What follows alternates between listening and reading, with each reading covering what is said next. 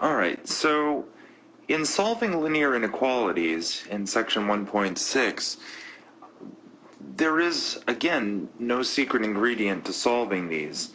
You treat them just as you would a typical linear equation, except there is one big piece that we need to keep in mind, that when we multiply or divide by a negative number,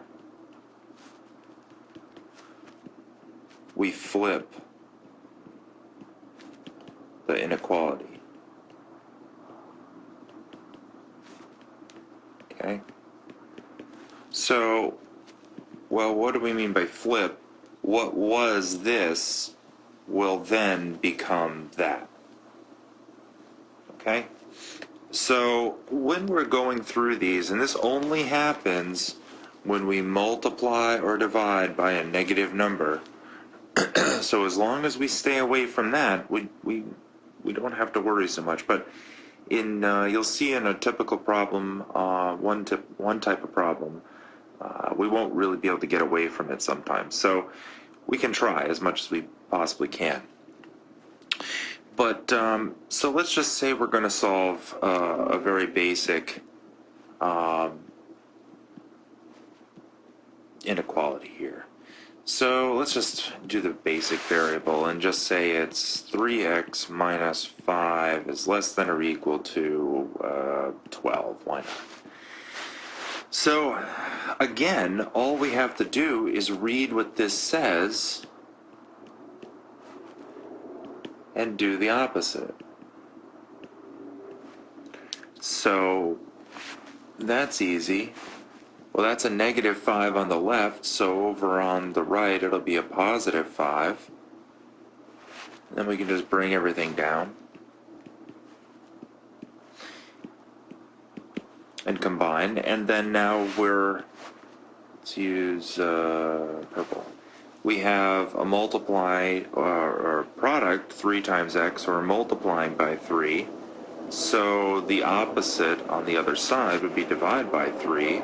Or x must be less than or equal to 17/3. Alright, well, we can check this very quickly, and this is why well, I'm going to take a little bit of time just to do the check, just to remind you how easy these are, especially when we use the fractions, right, or rationals. That's how great they are. So if we want to check, we just substitute the 17/3 in for x and see if this is in fact true. So let's use something a little brighter here, and 17 divided by 3. Now note how I just said that, because we're multiplying by 3 and we're dividing by 3, so those are inverses, which then do what? Boop, boop. They're a factor of 1. So they essentially can be thought of as 1 and gone away, because 1 times any number is that number back. So this just becomes 17 minus 5. And is that less than or equal to 12? Well, yes it is. It's exactly equal to 12. So this does seem to fit our pattern. You could try another number, right? Something that's less than 17/3. And see where you go from there and see if that works. Or greater than, and you can see that it won't work. Alright, so now let's just take a look at another example here. And remember that we do not want to multiply or divide by a negative number. So in this case, it doesn't make much sense to move the 5 over to the left, because then we'd have more negatives. But if we move the negative 3x over to the right-hand side, then that will become a positive 3x. And that helps us out tremendously, because now we don't have to worry about multiplying or dividing by a negative number. In the same instance, we have a positive 10 over here on the right-hand side, so it will become a what on the left? Well, that's right, it's a negative 10.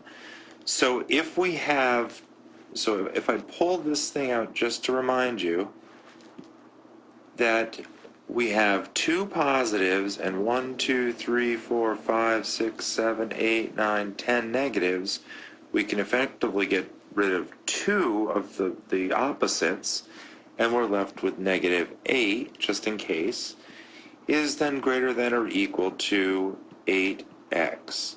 Now, what's going on with the x? Now remember, all we're doing is asking the same questions, but we're multiplying by x by 8 on the right. So what's it going to be on the left? So that would be divide by 8. That's kind of light, isn't that? So let's use kind of like blue too. All right. So now what this all reduces to is -1 is greater than or equal to x, or the other way you can say it, it's the same darn thing, but x is less than or equal to -1. So note how I just rewrote that. All right, so now let's review the sandwich problem. And I call that because we effectively are slicing this into 3 equal parts, or you could say like the bread, and the meat, if you like, or the ham and cheese. I like ham and cheese. So the idea here is that we just can't do any operations to one side. We have to do them to all sides. So in this case, there's no secret. We read where the expression is, and the expression says 2 times some number, then add 1. So we do the opposite and subtract 1, and then divide by 2. So if we look at this, use dark blue. So I have to subtract 1 from here, and I have to subtract 1 from here. Well, that tells us that we have 0 is less than or equal to the 2x now, which is less than 5. And then all we have to do is divide everything, by 2, because it says we're multiplying by 2. So that just means that we divide here by 2, here by 2, and effectively we're doing them here as well, right? I mean, we're just not writing them down. So the answer here is this. And if you pick any number that is between these two values, it should be a solution. Anything that's outside here, like less than 0, and anything bigger than 2.5 would not be solutions.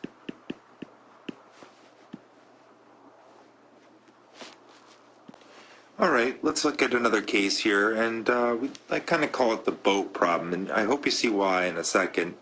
And it's also called the OR problem. But if you look at the way the inequality symbols behave here, if I kind of just make a little drawing here and go do do do do do do do do do do do do do do do do do do. Okay, well, this is my boat.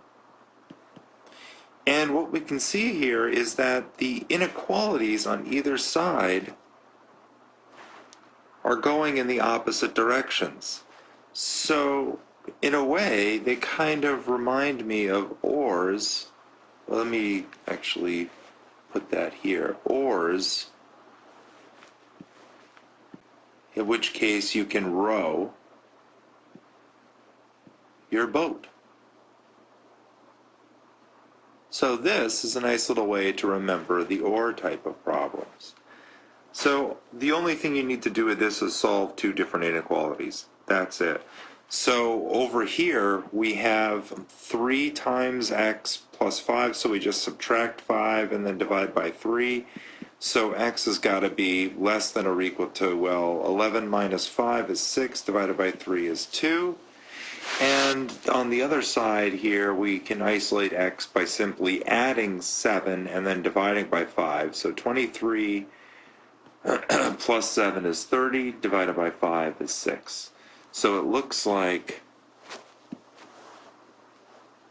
these would be our solutions.